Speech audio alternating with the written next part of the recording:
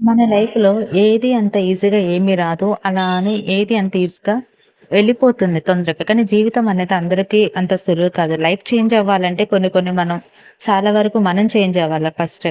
అదేమిటంటే జీవితం చాలా చాలా ముఖ్యమైన పరీక్ష అనమాట. కఠినమైన పరీక్షలుంటాయి. ఎందుకంటే మరొక వేరేది ఉండదు. చదువుకునే రోజుల్లో ఉంటాయి, జాబ్ చేసే రోజుల్లో ఉంటాయి, పెళ్ళయ్యాక గూడా రో మనకి కష్టాలనేది తప్పవు. కానీ ఈ కష్టాల నుంచి ఎలా అధిగమించాలి, బయటపడాలనేది ఎవరికీ తెలీదు. ఆ పరీక్షలన్నిటిని ఎలా ఎదుర్కోవాలనేది మనం ఇప్పుడు చూద్దాం.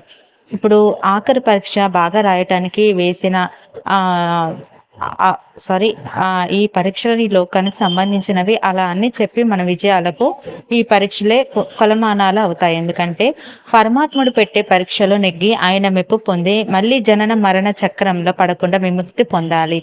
పరీక్షిత్ మహారాజు పేరులోని పరీక్ష ఉంది కదా! మరి అతడు పరీక్షకు గురైనప్పుడు అలానే ప్రహ్లాదుని అనేక హింసలకు గురి చేస్తూ తండ్రి ఎన్నో పరీక్షలు పెట్టాడు.